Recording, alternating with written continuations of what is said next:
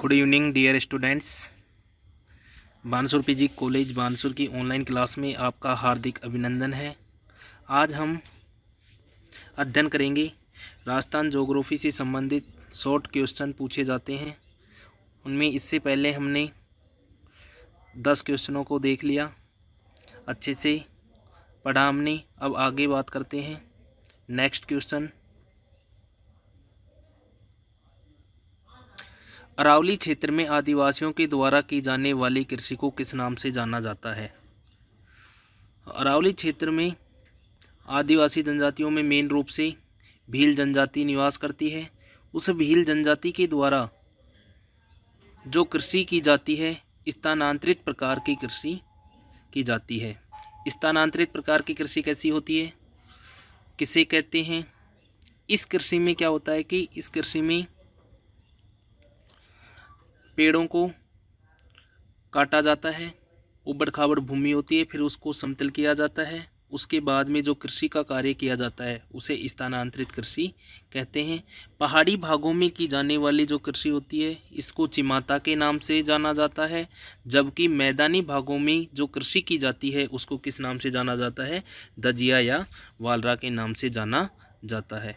तो ये क्वेश्चन इस प्रकार से पूछा जाता है, या तो पूछा जाता है स्थानांतरित कृषि किसे कहते हैं, या पूछा जाता है आदिवासियों के नाम से जो कृषि की जाती है राजस्थान में उसको किस नाम से जाना। नेक्स्ट क्वेश्चन देखें, अरावली की सबसे ऊंची चोटी का क्या नाम है? तो अरावली की सबसे ऊंची जो चोटी है उसका नाम है गुरु शिखर। इसकी ऊंचाई की बात करें तो इसकी ऊंचाई 1722 मीटर है। कहीं कहीं इसकी ऊंचाई 1727 मीटर भी दिखा रखी है, लेकिन एनसीईआरटी के अनुसार इसकी ऊंचाई सही है 1722 मीटर, जो कि अरावली की सबसे ऊंची चोटी है। कर्नल जो जेम्स टोड है उसने इस गुरु शिखर को क्या कहा था? संतों का शिखर कहा था। एग्जाम में क्वेश्चन पूछा जाता है कंपटीशन एग्जाम में कि भारत के संदर्भ में पूछा जाता है, उत्तर में हिमालय से लेकर दक्षिण में नीलगिरी की पहाड़ियों के मध्य भाग में, भारत के मध्य भाग में सबसे ऊंची पर्वत चोटी का नाम क्या है? तो उस पर्वत चोटी का नाम है गुरु शिखर। नेक्स्ट क्वेश्चन की बात करें, ऊपर माल का पठार का विस्तार कहाँ पाया जाता है? यानी कि ऊपर माल का जो पठार है वो राजस्थान के किस भाग में विस्तृत रूप से फैला हुआ है? तो यह चित्तौड़गढ़ की भैंसरोडगढ़ से लेकर के भीलवाड़ा के बिजोलिया तक विस्तृत रूप में पठारी जो भूभाग फैला है उसे किस नाम से जाना जाता है? ऊपर माल के पठार के नाम से जाना जाता है। राजस्थान में पठार की बात करें तो राजस्थान में सबसे ऊंचा जो पठार है कौन सा है? उड़िया का पठार, जो कि सिरोही में है। ऊंचाई की बात करें उड़िया के पठार की तो 1360 मीटर उसकी क्या है? ऊंचाई है। नेक्स्ट क्वेश्चन की बात करें, खादर व बांगर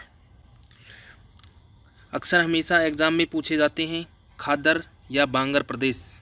तो खादर किसे कहते हैं, बांगर किसे कहते हैं? तो देखिए, नूतन जलोढ़ मिट्टी यानी कि नवीनतम जो जलोढ़ मिट्टी पाई जाती है, जहाँ पर नदियों का पानी हर वर्ष आसानी से पहुँच जाता है, और जिस नवीनतम मिट्टी जो बहाकर लाई गई मिट्टी का जमाव कर दिया जाता है, तो जो नूतन नवीन मिट्टी होती है उसको तो क्या कहते हैं? खादर कहते हैं।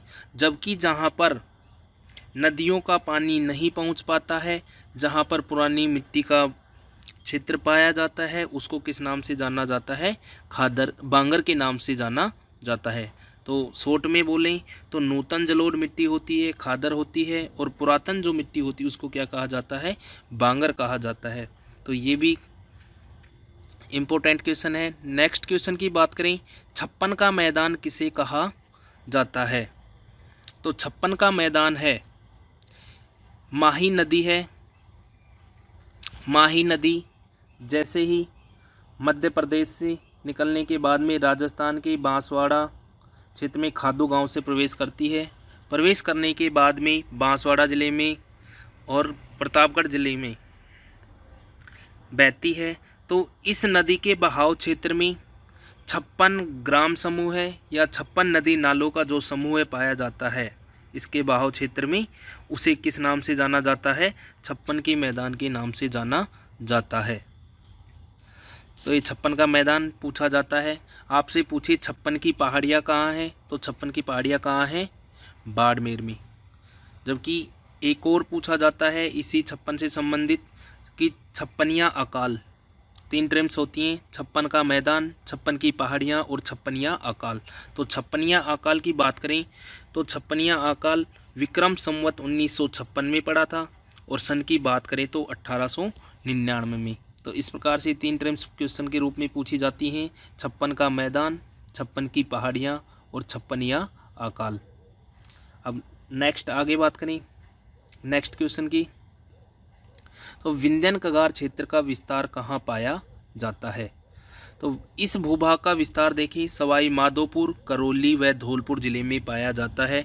जो अपना दक्षिणी पूर्वी पठारी प्रदेश है उसको 2 भागों में बांटा गया है, विंध्यन कगार क्षेत्र और हाड़ौती प्रदेश। तो विंध्यन जो कगार क्षेत्र है, कौन कौन से जिले में इसका विस्तार है, सवाई माधोपुर, करौली और धौलपुर में। इस जो क्षेत्र में लाल बलुआ पत्थर पाया जाता है, इसलिए धौलपुर ज़िले को रेड डायमंड सिटी के नाम से भी जाना जाता है। नेक्स्ट क्वेश्चन की बात करें, राजस्थान की जलवायु को प्रभावित करने वाले कारक कौन से हैं। तो राजस्थान की जलवायु को जो प्रभावित करने वाले कारक हैं, मेन रूप से 5 कारक हैं। सबसे पहले देखें अक्षांश। तो राजस्थान की जो अक्षांशीय स्थिति है वो किसको प्रभावित करती है, राजस्थान की जलवायु को प्रभावित करती है। कि कौन से अक्षांशों में राजस्थान की स्थिति है, उत्तरी अक्षांशों में जैसे 23 डिग्री 3 मिनट उत्तरी अक्षांश से लेकर 30 डिग्री 12 मिनट उत्तरी अक्षांशों में स्थित है। तो इस प्रकार ये राजस्थान की जो स्थिति है ग्लोब के रूप में, ग्लोब पर जो स्थिति पाई जाती है वो किसको प्रभावित करती है, वो अक्षांश किसको प्रभावित करते हैं, राजस्थान की जलवायु को। समुद्र तल से दूरी की बात करें तो समुद्र तल से दूरी कैसे प्रभावित करती है, तो जैसे कि राजस्थान की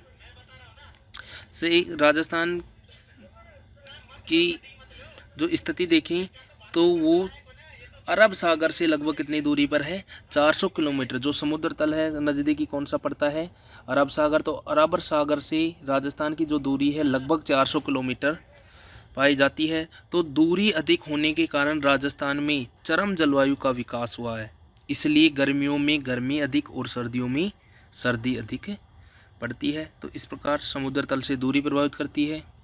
समुद्र तल से ऊंचाई की बात करें तो जैसे जैसे ऊंचाई की ओर जाते हैं तो तापमान में क्या पाई जाती है, गिरावट देखने को मिलती है। 165 मीटर की ऊंचाई पर 1 डिग्री सेंटीग्रेड तापमान में कमी पाई जाती है, जबकि 1000 मीटर की ऊंचाई पर 6.5 डिग्री सेंटीग्रेड क्या पाई जाती है, तापमान में कमी। एग्जाम्पल के रूप में देखें तो झालावाड़ और माउंट आबू लगभग उसी ऊंचाई पर उन्हीं अक्षांशों पर स्थित है, लेकिन दोनों की ऊंचाई उसी अक्षांश पर होने के बावजूद भी माउंट आबू का तापमान क्या पाया जाता है, कम पाया जाता है। इस प्रकार समुद्र तल से ऊंचाई भी किसको प्रभावित करती है, राजस्थान की जलवायु को। अरावली की स्थिति देखें तो अरावली की स्थिति किस प्रकार राजस्थान की जलवायु को प्रभावित करती है, तो देखें जो मानसून की जो शाखा पाई जाती है, एक अरब सागर की और एक बंगाल की खाड़ी की। अरब सागर की जो शाखा है उसके तो अरावली की स्थिति कैसी पाई जाती है, समानांतर पाई जाती है। समानांतर पाई जाने के कारण अरब सागर की शाखा से राजस्थान में बहुत कम मात्रा में वर्षा हो पाती है, जबकि बंगाल की खाड़ी की जो शाखा है उसमें ये अरावली की जो स्थिति है किसका कार्य करती है, अवरोध का कार्य करती है। अवरोध का कार्य करने के बाद मानसूनी जो पवने हैं उनको रोककर पूर्वी राजस्थान में अधिक मात्रा में वर्षा कराने में क्या है, ये अरावली सहायक है। जबकि अरावली का पश्चिमी भाग वृष्टि छाया के रूप में जाना जाता है। धरातल का स्वरूप देखें तो धरातल का स्वरूप किस प्रकार राजस्थान की जलवायु को प्रभावित करता है, तो धरातल के स्वरूप की बात करें तो पश्चिमी रेतीले मैदानों में देखें तो दिन के समय जो बालू रेत के कण पाए जाते हैं वो तेज़ी से क्या होने लगते हैं, गर्म हो जाते हैं, और रात को तेज़ी से ठंडे होते हैं। तो इस प्रकार ये धरातल का स्वरूप भी किसको प्रभावित करता है, जलवायु को। तो इस प्रकार ये मेन जो 5 कारक हैं किसको प्रभावित करते हैं, राजस्थान की जलवायु को। नेक्स्ट क्वेश्चन की देखें, शीत ऋतु में होने वाली जो वर्षा है कौन सी पवनों से होती है, तो कौन सी पवनों से होती है, पश्चिमी विक्षोभ पवनों से। अब जो ये पश्चिमी विक्षोभ पवनें हैं इनको भारत में लाने में पश्चिमी जेट स्ट्रीम जो पौने हैं वो सहायक होती है। तो ये पश्चिमी विक्षोभ जो पौने हैं अपनी आर्द्रता धारण कहाँ से करती है, ये भूमध्य सागर से, इसलिए इनको भूमध्य सागरीय चक्रवात के नाम से भी जाना जाता है।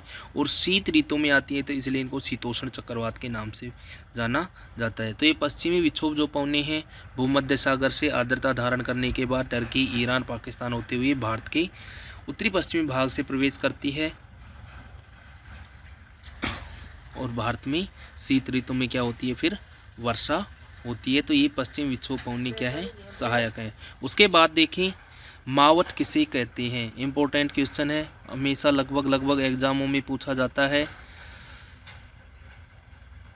तो राजस्थान में पश्चिमी विक्षोभों से शीत ऋतु में होने वाली वर्षा को किस नाम से जाना जाता है, मावट के नाम से जाना जाता है, जो कि रबी की फसल के लिए क्या है, बहुत ही महत्वपूर्ण है, इसलिए इनको गोल्डन ड्रॉप्स के नाम से भी जाना जाता है।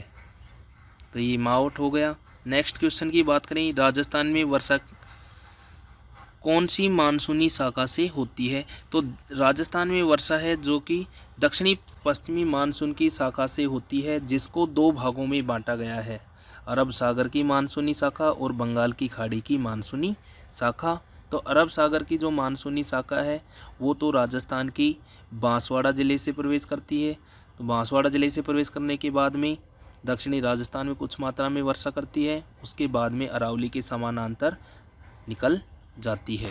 जबकि बंगाल की खाड़ी की मानसूनी शाखा की बात करें तो यह राजस्थान में झालावाड़ ज़िले से प्रवेश करती है।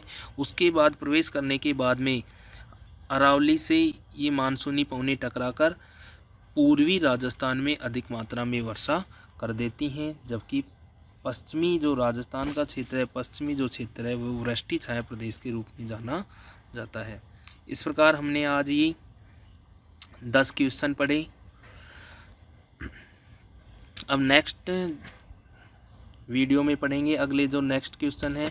तो मैं आपसे आशा करता हूँ कि आप अच्छे से याद करोगे, इनको अच्छे से प्रिपेयर करना। दोनों ही तरीके से कंपटीशन लेवल में भी ये क्वेश्चन पूछे जाते हैं और आपके जो यूनिवर्सिटी के एग्ज़ाम होने वाले हैं उनमें भी इस प्रकार के क्वेश्चन पूछे जा सकते हैं।